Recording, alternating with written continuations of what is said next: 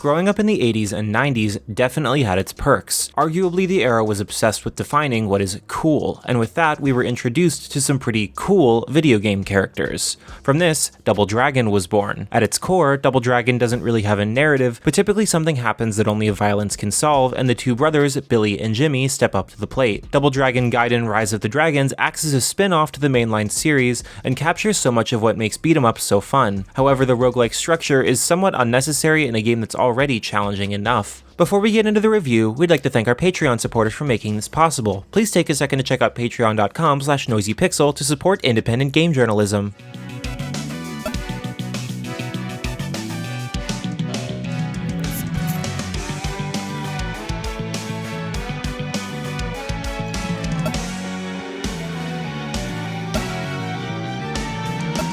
Double Dragon Gaiden Rise of the Dragons tells the story of a town overrun by gang activities. One day, twin brothers Billy and Jimmy Lee are training when the mayor bursts in and says he needs their help. That pretty much sets up the adventure, and players are able to choose which area of the city they want to help first. The narrative is sparse, which falls in line with the series. I mean, I don't need much more of an excuse other than gangs are taking over to want to beat down some baddies. Each level has a boss and theme that features some unique enemy types and level designs, but the gameplay is consistent no matter which level you play. It's a beat 'em up, what do you expect? Depending on which area you visit first, the remaining areas will become more difficult. These levels vary slightly in complexity the further you play, which makes sense given they are beefing up defenses the more ass you kick. However, this increase in challenge is no joke, and soon you will be overrun with enemies. Thankfully, each playable character is capable of crowd control, which is rewarded with health drops. Dying comes at a price, literally. The main drop from taking down enemies and clearing stages is cash, which can be used to revive your fallen party, but the price increases each time. This means dying in the late game can cost over $5 grand, and if you don't have it, then you can use a token, which are pretty rare, especially on your first playthrough. So you go back to the start, receive a few tokens for your hard work, and fight again. At first, this feature frustrated me because the last thing I want to do after dying 2 hours into a beat-em-up game is restart from the beginning, but the dynamic levels do offer some differences upon each arrival. Money can also be used to buy upgrades. Each character receives a random batch of purchasable upgrades, but from the few presented, you can only buy one each shop visit. When it came to upgrades, I mainly focused on speed and attack power, but some of the more helpful options revolve around the switch mechanic. No matter if you play with 1 or 2 players, you are able to switch to another character. This is extremely useful because it allows you to break enemy combos or get you out of a rough spot. My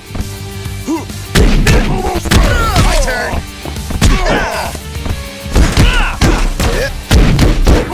Take this!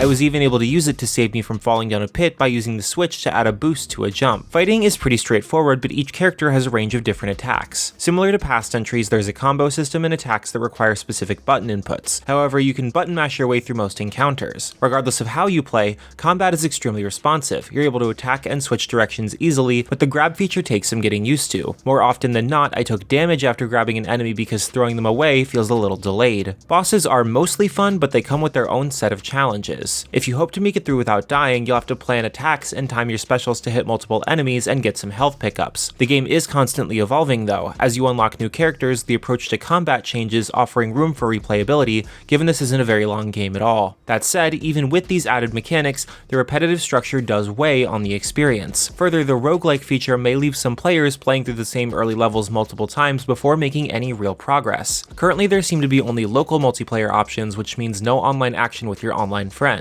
On top of it all, the combat systems seem a little too safe. All the inputs and systems don't move the series or the genre in any direction. This mostly came off as a Double Dragon reunion game with 13 playable characters and replay options.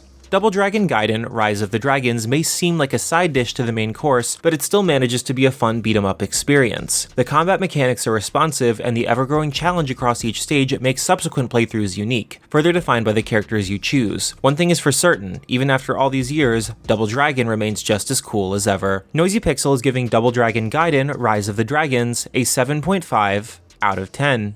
Thanks for watching. Noisy Pixel is run by a group of gamers providing independent gaming coverage through news, reviews, previews, and more. Check out our Patreon to help support our continued growth, and subscribe to keep up with all of our future content.